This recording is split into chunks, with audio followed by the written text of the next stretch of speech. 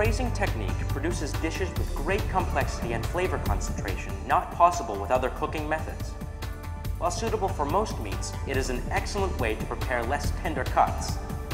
The success of a good braise is the careful match of the main item, the cooking time, and the development of the sauce.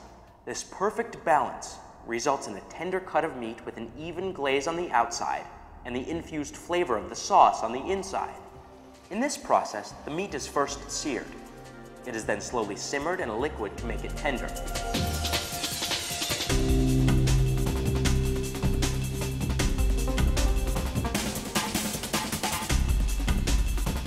For Yankee pot roast, trim the meat, then dry it thoroughly to aid in browning and to prevent the splattering that results from excess surface moisture. Season the meat with salt and pepper and tie it to maintain shape for even cooking. Tying styles differ from chef to chef. Heat oil in a rondeau or brazier until it starts to shimmer. Place the meat carefully into hot oil to sear to a deep brown on all sides. This will enhance the flavor of the meat and the sauce. Once browned, remove the meat and reserve.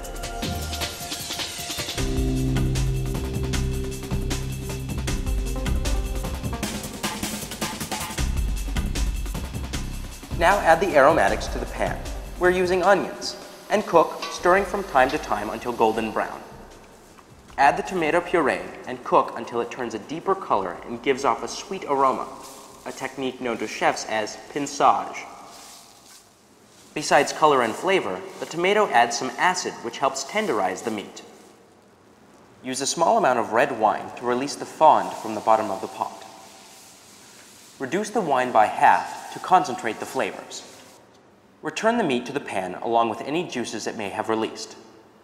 Add the stock and sauce. We're using brown veal stock and brown sauce, or espagnole. There should be enough liquid to come about a third to halfway up the meat. Bring this to a gentle simmer over medium to low heat. Add a sachet of herbs and spices. Once simmering, cover the pot and transfer it to a moderate oven. As the food braises, turn it occasionally to keep the meat evenly moistened. Oven temperatures vary, so it is best to visually check the braising liquid to see if it is simmering at the proper rate. Specific recipes suggest additional aromatics like this sachet. Vegetables such as these carrots, turnips, and potatoes also contribute more aroma and body to the sauce. When the meat is properly braised, it slides easily from a kitchen fork. Also, any additional ingredients should be fully tender by now. Transfer the meat to a hotel pan or other holding container and moisten with some of the cooking liquid. Keep this warm while finishing the sauce.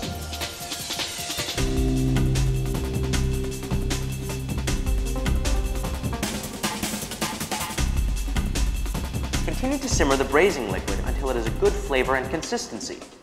Skim with a spoon thoroughly to degrease the sauce. Now adjust the seasoning with salt and pepper and keep it hot for service. Remove the string from the meat, slice it into portions, and serve on heated plates with the sauce and vegetables.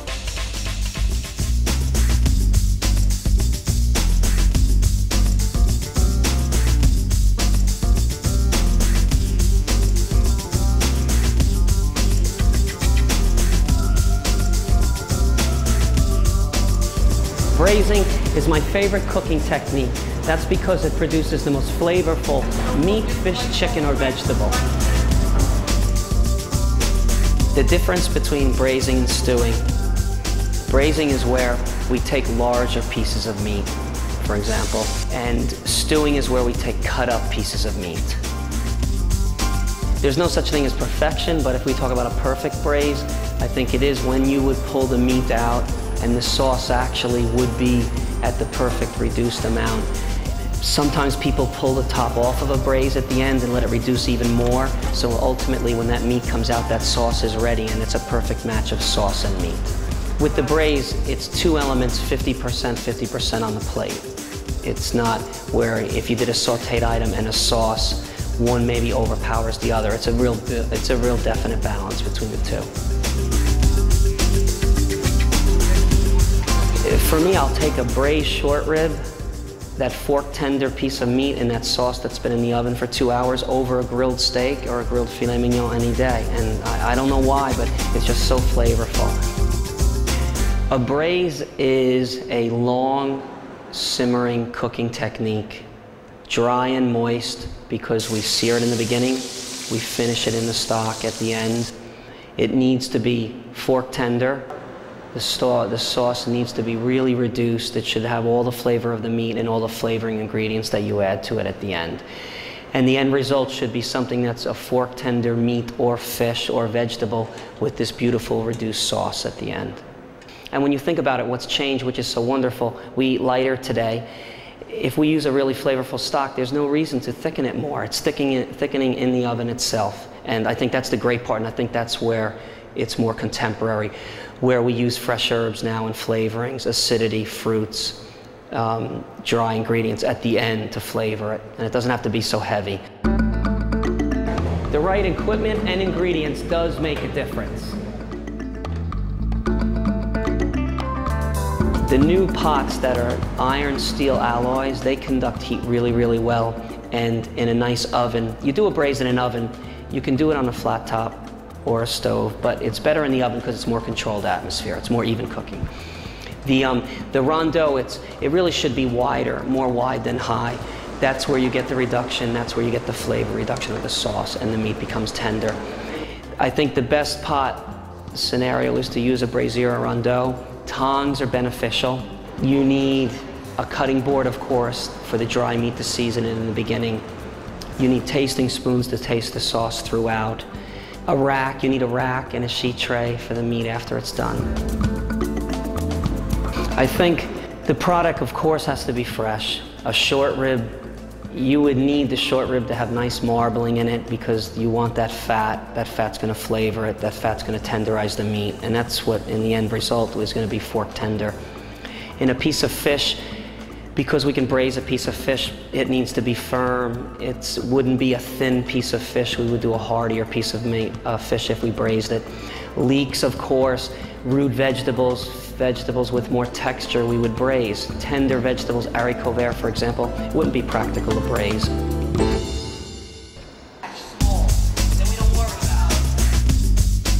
My favorite braised item is that braised short rib. I love ossobuco, you know, once again, a veal shank that's fork tender. Pot roast is a braise. I mean, when we take an eye round or a bottom round and really braise it all the way. I love eating things like that with just simple whipped potatoes on the bottom where, see, the best part about the braise is you have the sauce, you have the meat, and then you have a starch or something that's going to soak all of that up. But I guess, yeah, as far as the braises, braised leeks, for example, in a nice veg stock with some dry mushrooms is really flavorful. Even doing a fish, braising a fish in the oven, something like a white fish, a snapper or something, you know, even a whole fish you could braise in the oven if you wanted to. I think a braise is actually more flavorful the next day. Doing it one day and then heating it up the next day. And during a service for a la carte, it's really nice. The cook doesn't have to take a temperature. There's no guessing game there. You need to know about the sauce and making it flavorful and putting it out nice and hot. But for a la carte, it's quite practical, and it can hold a long period of time. For me, braising isn't any different than for small production or large production. The only difference meaning we need more rondeaus, maybe we need more pans to do it in, but more stock, larger oven. Other than that, it's not any different. I've done it in both small and large restaurants. And it can be for high volume where you do 200, 300, or it can be for smaller 40 to 60 seat restaurants. It really, I don't think there's a big difference there. The best part is that you can do it all ahead of time. I'll use the short ribs as an example. When the short ribs are fork tender and they're sitting on racks, we would immediately put that into the refrigerator to cool down rapidly. The sauce would be strained, put it into an ice bath. Then we would take the cool short ribs into hotel pans and then actually nap that sauce right on top, cover it completely, and that infuses the whole night, that sauce, into the meat. The next day, the cook would take the short ribs out of the sauce, line it up in their refrigerator because it's still cold, and then simmer, bring the sauce up to a simmer, taste it, re-flavor it, and then keep that on the line, where it would go into a small sautoir or a small braisier, if you will, and the sauce would go on top, lidded, and then just heat it up for a la carte. It would take 10 to 15 minutes to become fork tender again, because It would be in this walk-in, so it would get really cold and hard, and it would have to be tenderized very slowly. If it's done too fast, it would become stringy. Some of the problems that I personally have done, we don't brown it enough, so it's not as flavorful. We don't put enough flavorings in there to match what we're braising. I think some people braise too long, the meat becomes dry and stringy.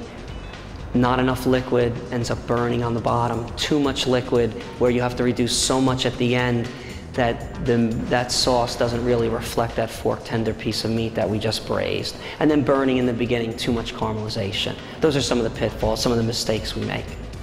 In braising, sometimes we do large cuts of meat, eye round, bottom round. It's by tying them, we truss them, and of course it makes it more uniform. In cooking, it's more even cooking, and at the end when we carve the meat, you want an even piece of meat to carve it to make uniform slices. So trussing helps a lot. In a braise, it's really important probably 2 to 3 times through a braise to turn it, because it has to cook evenly. The bottom of the piece of meat might get fork tender where the top hasn't, and it's really important for flavor development to turn it. And I would say on a gauge, every 20 minutes to a half hour, we would turn the meats which we are braising. It's really important. When I was in school, okay, back a long time ago, we would, sometimes with bottom rounds and less tender cuts of meat, we would lard. We would lard with fat back, put it through the meat to add extra flavor, which it would. And sometimes that fat back wouldn't really cook down that well. It was inside the meat, but it would add extra flavor and moisture to it. I think nowadays, you know, we look at fat a little bit differently. We want to eat lighter sauces where we just don't need that. We don't need that extra fat in there for a braise. We really don't. Braising's an often forgotten cooking technique. Use the right product, prepare it correctly, and you'll have the most memorable, flavorful dish you've ever created.